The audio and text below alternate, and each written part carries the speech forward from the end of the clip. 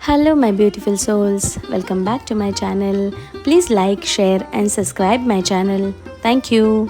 श्री शिव पुराण श्री कोटि रुद्र संहिता छठवां अध्याय ब्राह्मणी की सदगति व मुक्ति। सूत जी बोले, हे ऋषियों, जिस ब्राह्मण के घर में सुवाद ठहरा था वह सुबह शाम दोनों समय अपनी गायों का दूध निकाला करता था। आज भी उसने अपनी स्त्री से कहा कि बर्तन दे दो, मैं दूध निकालता हूँ। तब उसकी पत्नी ने दूध का पात्र दे दिया और बछड़े को खोलकर गाय के पास भेज दिया। परंतु बछड़े ने जैसे ही थोड़ा सा दूध पिया, उसे तुरंत गाय के पास से हटा दिया गया। माँ के पास से हटा जाने पर बछड़ा उछलने लगा, जिससे ब्राह्मण के पैर में ठोकर लग गई। क्रोधित होकर ब्राह्मण ने बछड़े को बहुत पीटा और गाय का दूध निकाल लिया। गाय दुखी होकर रोने लगी कि अपने बच्चे को दूध भी न पिला सकती। मैं अपने बच्चे को पीटते हुए देखती रही, परंतु उसकी कोई मदद नहीं कर सकी। तब बछड़ा अपनी माता को समझाने लगा कि माता, तुम धैर्य रखो, जो जैसा करता है वह उसी का फल भी भोगता है। अपने बछड़े की ज्ञान भरी बातें सुनकर गाय बोली, मैं जानती हूँ कि तुम सही कह रहे हो, परंतु अपने पुत्र की दुर्दशा मुझसे देखी नहीं जाती। मुझे उस ब्राह्मण को दंड देना ही होगा, क्योंकि यदि मैं कुछ नहीं करूँगी तो यही सब बार बार होगा। तब बछड़ा अपनी माता से बोला, माँ, यदि आप ब्राह्मण को मारोगी तो आपको ब्रह्म हत्या का पाप लगेगा। अपने पुत्र की ऐसी बातें सुनकर गाय ने कहा, पुत्र, तुम ठीक कह रहे हो, परंतु गाय को सताने का दंड ब्राह्मण को अवश्य मिलना चाहिए। बाकी रही ब्रह्म हत्या, उसके पाप को मिटाने का उपाय मैं जानती हूँ। यह कहकर गाय चुप हो गई। गाय और बछड़े की ये बातें सुवाद ने सुन ली थी। यह सब सुनकर उसने सोचा कि मैं अपनी माँ की अस्थियाँ लेकर काशी जा रहा हूँ, परंतु मैं यह भी देखना चाहता हूँ कि गाय ब्रह्म हत्या के पाप से कैसे मुक्त होती है और अपना बदला कैसे लेती है। प्रातःकाल होने पर सुवाद वहाँ का दृश्य देखने लगा। उस दिन ब्राह्मण ने अपने पुत्र से दूध निकालने के लिए कहा। उसके पुत्र ने भी गाय के बछड़े को पीटना शुरू कर दिया, जिससे गाय को क्रोध आ गया और उसने अपने सींगों का प्रहार लड़के के बगल में कर दिया। यह देखकर ब्राह्मण ब्राह्मणी दोनों दौड़ते हुए अपने पुत्र के पास आए, परंतु कुछ ही देर में उनके पुत्र के प्राण पखेरु उड़ गए। तब हाहाकार मच गया, सब रोने लगे।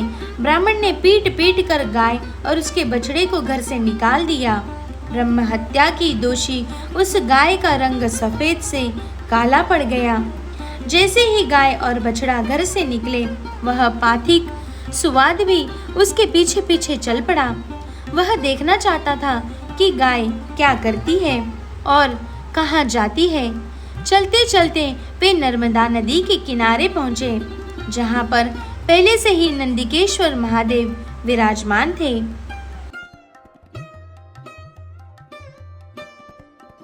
गाय ने नर्मदा नदी में 3 गोते लगाए तो उसका काला रंग पुनः सफेद हो गया। यह देखकर सुवाद को बड़ा आश्चर्य हुआ।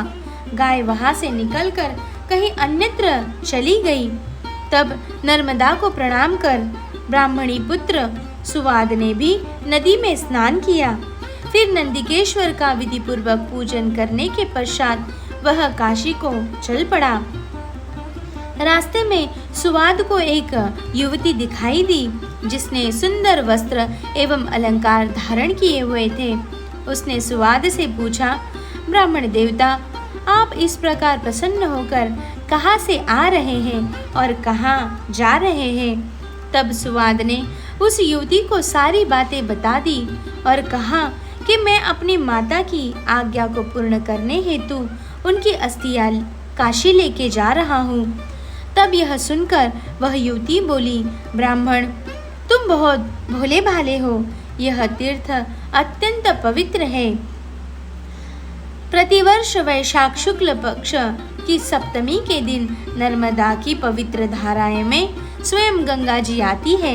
आज वही शुभ दिन है, इसीलिए तुम अपनी माता की अस्थियों को यही प्रवाहित कर दो। यह कहकर वह युवती अंतर्धान हो गई। सुवाद पुनः नर्मदा नदी की ओर लौट आया तथा उसकी पवित्र धारा में सुवाद ने अपनी माता की अस्थियां प्रवाहित कर दी। तभी उसे एक दिव्य दृश्य दिखाई दिया। उसकी माता दिव्य देह धारण किए शिवलोक जा रही थी और उसे आशीर्वचन देते हुए कह रही थी कि तुम धन्य हो, तुमने अपनी माता को सद्गति प्रदान कर दी है। पुत्र को आशीर्वाद देते हुए वह ब्राह्मणी शिवलोक को चली गई। Hello my beautiful souls, welcome back to my channel. Please like, share and subscribe my channel. Thank you. Shri Shiv पुराण श्री कोटिरुद्र संहिता 7वां अध्याय नंदिकेश्वर लिंग की स्थापना। यह कथा सुनकर ऋषियों ने सूत जी से पूछा, हे भगवान सूत जी, वैशाख शुक्ल पक्ष की सप्तमी को गंगा जी नर्मदा नदी में क्यों आती है? वहाँ भगवान शिव का ज्योतिर्लिंग नंदिकेश्वर कैसे स्थापित हुआ? कृपा कर हमारी इस जिज्ञासा को शांत कीजिए। ऋषियों के प्रश्न को सुनकर सूत जी बोले, एक बार की बात है, नर्मदा नदी के किनारे ऋषि का नाम की एक विधवा ब्राह्मणी रहा करती थी। तरुण अवस्था में ही उसका पति पूर्व जन्मों के पापों के कारण चल बसा था। तभी से ऋषिका भगवान शिव के चरणों का ध्यान करने लगी तथा उसने अपना सारा जीवन शिवजी के पूजन, ध्यान और व्रत में लगा दिया। उसने एक दिन पार्थिव लिंग स्थापित किया और शिवजी की कठोर तपस्या करनी आरंभ कर दी। एक दिन एक बलवान मायावी राक्षस घूमता हुआ उस स्थान पर आ गया और बाल विधवा तपस्विनी को देखकर उस पर मोहित हो गया, परंतु वह ब्राह्मणी अपनी आराधना में ही लगी रही। तब वह उसे डरा धमकाकर पाने की कोशिश करने लगा। तब ऋषिका डरकर शिवजी की मूर्ति से चिपक कर रोने लगी और शिवजी से रक्षा करने हेतु प्रार्थना करने लगी। भक्तवत्सल भगवान शिव तुरंत अपने भक्त की रक्षा के लिए उस ज्योतिर्लिंग से प्रकट हुए और उस पापी राक्षस को भस्म कर दिया। फिर उस ब्राह्मणी से बोले, ब्राह्मणी, मैं तुम्हारी तपस्या से बहुत प्रसन्न हूँ, वर मांगो। अपने आराध्य त्रिलोकीनाथ भगवान शिव को इस प्रकार अपने सामने पाकर वह दीन ब्राह्मणी शिवजी की स्तुति करने लगी और बोली, हे जगत का कल्याण करने वाले, भक्तों के दुखों का नाश करने वाले देवादिदेव भगवान शिव, आपने आज मेरे पतिव्रत धर्म की रक्षा करके मुझ पर बहुत बड़ा उपकार किया है। यदि आप मुझे कुछ देना चाहते हैं तो मेरी एक अभिलाषा को पूरा कीजिए। आप सदा मेरे द्वारा स्थापित इस पार्थिव मूर्ति में निवास करें। ऋषिका के वचनों को सुनकर शिवजी प्रसन्नतापूर्वक उस लिंग में समा गए। उस समय आकाश से फूलों की वर्षा होने लगी। सारे देवता शिवजी की प्रशंसा करते हुए वहां आ गए। उस समय पतित पावनी श्री गंगा जी भी वहां आई और उस ब्राह्मणी से बोली, कल्याणी, जहाँ भगवान शिव का निवास होता है वहाँ मेरा आगमन अवश्य होता है। इसीलिए वैशाख में शुक्ल पक्ष की सप्तमी तिथि को मेरा यहाँ आगमन होगा। ऋषियों, उसी दिन से उस पार्थिव लिंग का नाम नंदिकेश्वर हुआ और उसमें भगवान शिव का वास हुआ और गंगा जी भी प्रत्येक वैशाख शुक्ल पक्ष सप्तमी को वहां आने लगी। यह दिव्य तीर्थ पापों का निवारण करने वाला है। इस पवित्र कुंड में स्नान करने से सभी पाप नष्ट हो जाते हैं और मनुष्य को शिवपद की प्राप्ति होती है।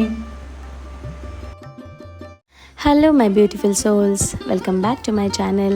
Please like, share and subscribe my channel. Thank you.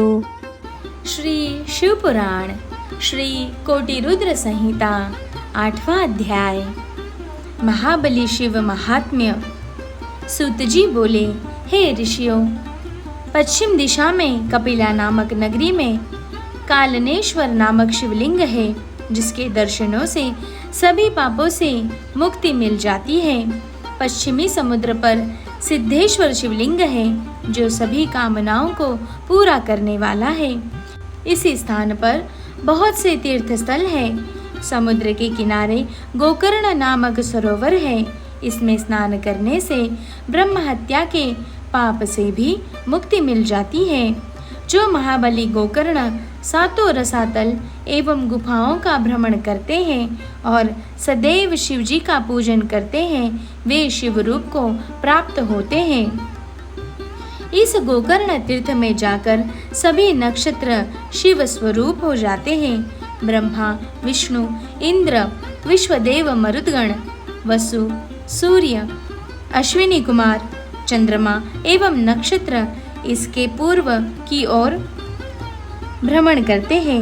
Chitragupta, अग्नि और पितृ इसके दक्षिण दिशा से दर्शन और भ्रमण करते हैं।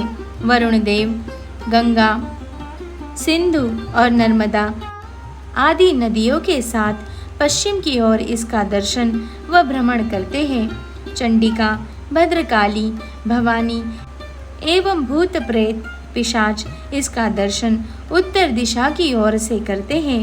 सब देवता, पितृ, गंधर्व, चारण, सिद्ध, विद्याधर, किंग पुरुष, गुह, खग, वैताल, बलि, दिति के पुत्र दैत्य, मुनिगण एवं सर्प अपनी इच्छाओं की पूर्ति एवं कामना की सिद्धि के लिए देवादिदेव महादेव जी के दर्शन करते हैं। यहाँ स्थापित भगवान सदाशिव की मूर्ति साक्षात मोक्ष प्रदान करने वाली है। माघ माह के कृष्ण पक्ष की चतुर्दशी पर महाबल सदाशिव का पूजन आराधन किया जाता है। इस परम पवित्र प्रतिमा के पूजन से एक चांडालिनी भी अपने पापों से मुक्त हो गई थी और उसे अंत में परम पवित्र शिवलोक की प्राप्ति हुई थी। Hello my beautiful souls, welcome back to my channel. Please like, share and subscribe my channel. Thank you. Shri Shiv पुराण श्री कोटिरुद्र संहिता 9वां अध्याय। चांडालिनी की मुक्ति। सूत जी बोले, हे ऋषियों, अब मैं आपको उस चांडालिनी की कथा सुनाता हूँ। वह चांडालिनी पूर्व जन्म में एक ब्राह्मण कन्या थी। विवाह योग्य होने पर उसके पिता ने उसका विवाह एक ब्राह्मण युवक से कर दिया।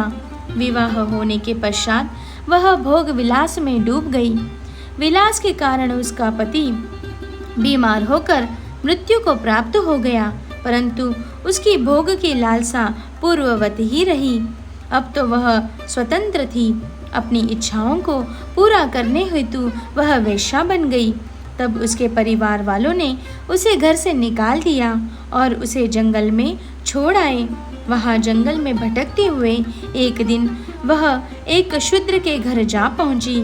इस प्रकार एक युवती को सामने पाकर वह शूद्र उसे पाने की इच्छा करने लगा। तब वह उसके साथ वहीं रहने लगी।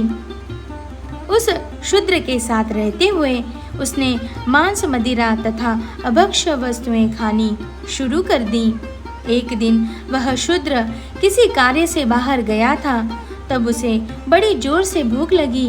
अपनी भूख शांत करने के लिए उसने अपनी तलवार से आंगन में बंधे बछड़े को काट डाला और उसका मांस खा लिया। इस प्रकार उसने अपने जीवन में सब प्रकार के पाप किए तथा मृत्यु काल आने पर मृत्यु को प्राप्त हुई। यमराज उसे नरक ले गए और वहाँ उसने नरक की यातनाएं भोगी। अगले जन्म में उसका जन्म एक क्षुद्र चांडाल के घर में हुआ। वह अंधी जन्मी थी और अपने पूर्व जन्म के पापों के कारण कोढ़ी हो गई थी। उसके आसपास कोई नहीं भटकता था। एक बार उसने कुछ लोगों को सदाशिव के गुणों का गान करते हुए सुना। वे कह रहे थे कि माघ कृष्ण पक्ष की चतुर्दशी को भगवान शिव के दर्शन करने से जन्म जन्मांतर के पाप धुल जाते हैं और मोक्ष की प्राप्ति होती है। तब कल्याणकारी भगवान शिव के दर्शन की अभिलाषा मन में लिए वह चांडालिनी गोकर्ण क्षेत्र की ओर चल दी। माघ कृष्ण पक्ष की चतुर्दशी से एक दिन पूर्व वह चांडालिनी गोकर्ण जा पहुंची और भूख प्यास से व्याकुल होकर भीख मांगने लगी। जब वह एक बनिए के दरवाजे पर भीख मांग रही थी तो बनिए ने उसकी झोली में बैल के गले की मंजरी डाल दी। जब उस भिखारिन ने उसे छूकर देखा तब उस मंजरी को उठाकर फेंक दिया।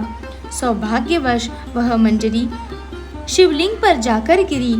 उस चांडालिनी के सारे पाप उस मंजरी के शिवलिंग पर चढ़ते ही नष्ट हो गए। अगले दिन चतुर्दशी पर उसने कुछ न खाया और इस प्रकार उसका निराहार व्रत हो गया। भूख के मारे पूरी रात जागी, इसीलिए जागरण का फल भी उसे मिल गया। भगवान शिव अपने भक्तों पर सदा अपनी कृपा दृष्टि रखते हैं। उन्होंने उस गरीब चांडालिनी के पापों को नष्ट कर दिया और उसकी इच्छा से उसकी मृत्यु हो गई। उसे शिवलोक ले जाने के लिए विमान आ गया। उस दिव्य विमान से वह सदा के लिए सद्गति पाकर शिवलोक को चली गई। हे ऋषियों, इस प्रकार अज्ञानतावश या भूलवश किया गया भगवान शिव का दर्शन व पूजन भी भगवान शिव को प्रसन्न करता है और भक्तों को मोक्ष प्रदान करता है। Hello my beautiful souls, welcome back to my channel. Please like, share and subscribe my channel. Thank you. Shri Shiv पुराण श्री कोटिरुद्र संहिता 10वां अध्याय। लोक हितकारी शिव महात्म्य दर्शन। सूत जी बोले, हे ऋषियों, इक्ष्वाकु वंश में एक बड़ा पुण्यात्मा राजा हुआ जिसका नाम मित्रसह था। उसकी पत्नी का नाम दमयंती था। वह अति पतिव्रता व धर्मपारायण स्त्री थी। एक दिन राजा शिकार खेलने वन को गए।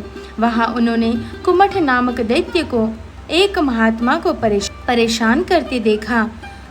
उन महात्माओं के कष्टों को दूर करने के लिए उन्होंने उस राक्षस को मार डाला। तत्पश्चात वापस आकर अपना राजकाज देखने लगे। उधर उस दानव के छोटे भाई कपट ने राजा से बदला लेने के लिए रसोई का वेश बनाया और राजमहल में नौकरी करने लगा। एक बार गुरु जयंती के अवसर पर राजा मित्रसह ने अपने गुरु वशिष्ठ को भोजन के लिए आमंत्रित किया। गुरुदेव राजा के घर पधारे। उस कपटी राक्षस ने राजा से बदला लेने के लिए खाने में मांस मिला दिया और वह भोजन वशिष्ठ जी को परोस दिया। परंतु गुरु वशिष्ठ ने भोजन करने से पूर्व ही जान लिया कि इस भोजन में मांस है। यह देखकर मुनि को राजा पर क्रोध आ गया और उन्होंने राजा को सदा के लिए राक्षस बन जाने का शाप दे दिया। शाप सुनकर राजा रोने गिड़गिड़ाने लगा और बोला, मुनि श्रेष्ठ, मुझे क्षमा करें, यह अपराध मैंने नहीं किया है। राजा के वचनों को सुनकर वशिष्ठ मुनि सोच में डूब गए। तब उन्होंने अपनी दिव्य दृष्टि से जान लिया है कि यह अपराध रसोइया का है, जो कि वास्तव में एक राक्षस है। तब वे राजा से बोले, राजन, तुम्हारा रसोइया एक कपटी राक्षस है। उसी ने जानबूझकर भोजन में मांस परोसा है। मैं अपना शाप वापस तो नहीं ले सकता, परंतु इसका असर कम कर सकता हूँ। तुम 12 वर्षों तक राक्षस रहेगा। यह कहकर मुनि वशिष्ठ वहाँ से चले गए। उस शाप के कारण राजा राक्षस बन गया और वनों में भटकने लगा। वह जीवों को मारकर खाता था। एक दिन वह भूखा भटक रहा था, तभी उसने एक आश्रम में किशोर अवस्था में एक युवक को मुनि रूप में तपस्या करते देखा और उसे खाने के लिए दौड़ा। मुनि की पत्नी ने देख लिया कि वह राक्षस उसके पति को खाना चाहता है। उस ऋषि पत्नी ने राक्षस से प्रार्थना की कि मेरे पति को छोड़ दे, परंतु उसने मुनि को अपना आहार बना ही लिया। मुनि पत्नी शोक में डूब गई और उस राक्षस को शाप देते हुए बोली, हे दुष्ट राक्षस, तूने मेरे पति को मार डाला। मैं तुझे शाप देती हूँ कि जब तू किसी स्त्री पर मोहित होकर उसके साथ विहार करेगा, उसी समय तेरी मृत्यु हो जाएगी। इस प्रकार राक्षस को शाप देकर वह सती हो गई। 12 वर्ष बीत जाने पर राजा को अपना शरीर वापस मिल गया। उसने जाकर अपनी रानी को शाप के बारे में बताया। यह जानकर राजा रानी को अपने पास नहीं आने देती थी, परंतु उन दोनों की संतान न होने के कारण दोनों बहुत दुखी थे। एक दिन दुखी राजा वन में चला गया, परंतु ब्रह्म हत्या के पाप ने उसका पीछा नहीं छोड़ा। तब राजा व्याकुल होकर गौतम ऋषि की शरण में चला गया। राजा ने उन्हें सारा वृत्तांत सुना दिया। तब गौतम ऋषि बोले, हे राजन, पश्चिम दिशा में जाओ, वहाँ गोकर्ण नामक तीर्थ है, जहाँ महाबल नामक ज्योतिर्लिंग है। उस कुंड में स्नान करके देवादिदेव महादेव जी का पूजन अर्चन करने से सभी पाप नष्ट हो जाते हैं। इसीलिए तुम वहां जाकर शिव जी की आराधना करो, तभी तुम्हें ब्रह्म हत्या के पाप से मुक्ति मिलेगी। गौतम ऋषि के वचन सुनकर राजा प्रसन्न हुआ और उसने आज्ञा लेकर गोकर्ण तीर्थ को चला गया। वहां उसने कुंड में स्नान करके भगवान शिव का पूजन और आराधना आरंभ कर दी, जिसके फलस्वरूप राजा को ब्रह्म हत्या के पाप से मुक्ति मिल गई।